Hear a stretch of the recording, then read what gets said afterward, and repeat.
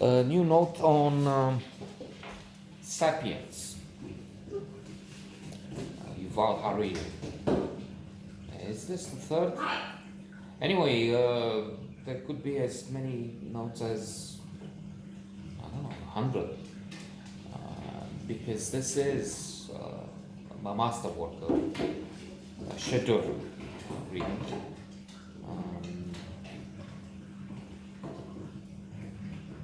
Which has now reached the stage, chapter 24. I'm near the end, but I've said that before. It will have to be a return to the other chapters first, because it's so comprehensive, so elaborate, so deep, thought-provoking, interesting,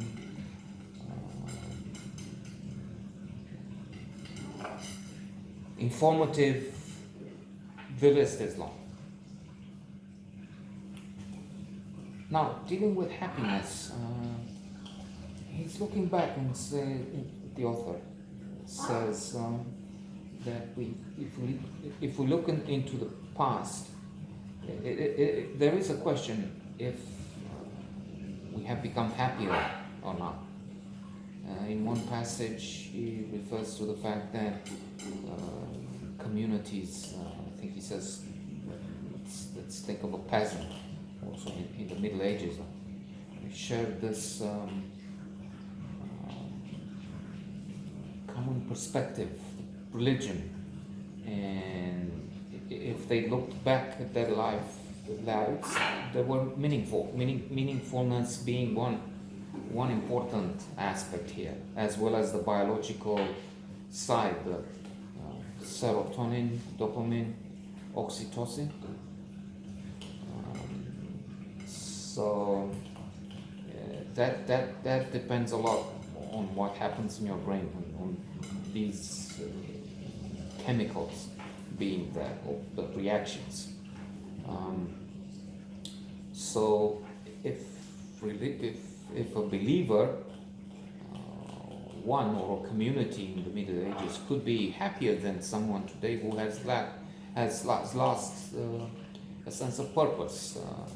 Okay, life is more comfortable.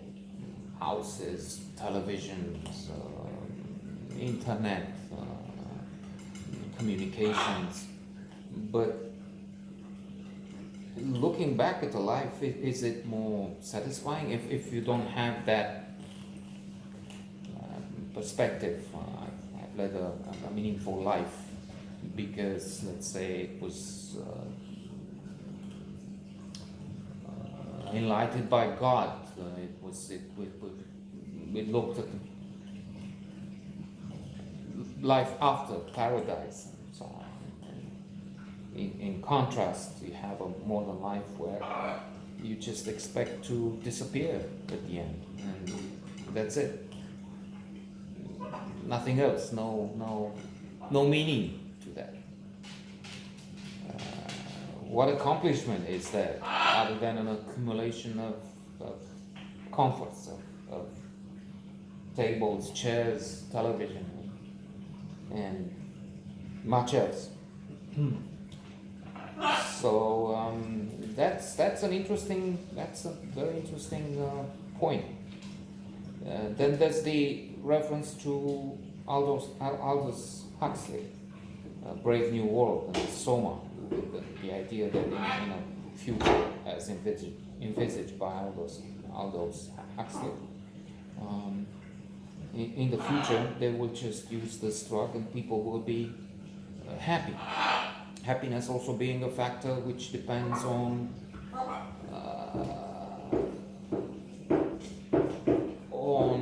the wiring of the human being.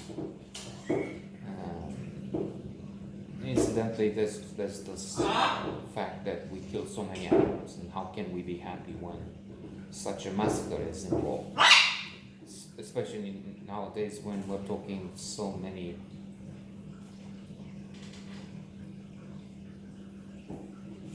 I don't know, billions is a big problem. Billions of people, of beings being killed to be eaten by humans. So yes, we find in the wonderful The How of Happiness, mentioned before by Sonia Lubomitsky. She's not the one who discovered, but let's say anyway, that's where I found it first. She refers to research made by others. In a chart by 50% of our subjective well-being depends on our genes. We're predisposed to be happy or unhappy. About 10% depends on where we live. Somalia is not the best place you can be from the happiness point of view, the economic too, and so on. Chances of survival, I think a few days ago they had yet another attack somewhere there, explosion.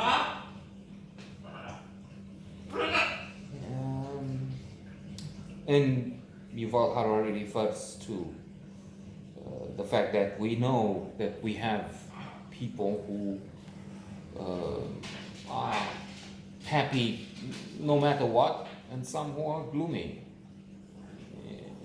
regardless of what happens. And I think he also gives the example so the type of person who can solve the Middle East peace issue between Israelis and Palestinians, and maybe all involved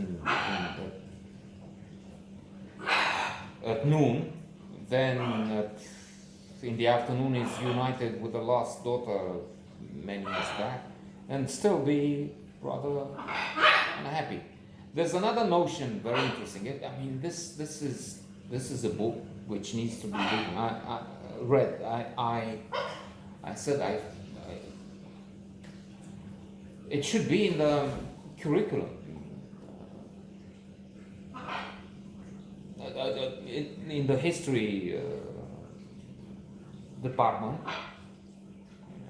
Okay, they teach, they used to teach here so many foolish things, nationalistic. They still do it. Oh, we stood in facing the Turks and they couldn't reach Paris because we were here. that was debunked. Well, many still believe that, of course, and that's across the globe. You have idiots, you have people who believe in QAnon. What can we expect from these people? But anyway,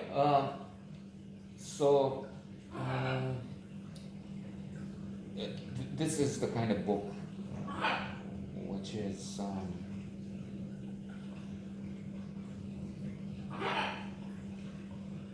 quintessential. It's hard to think.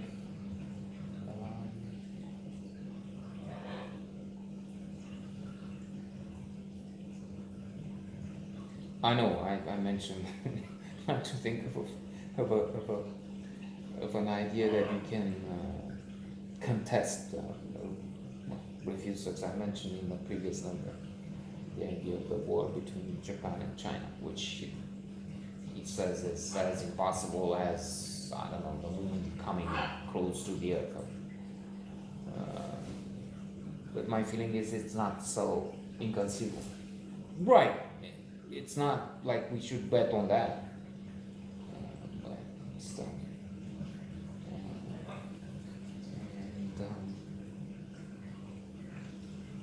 Yeah, well, wonderful book.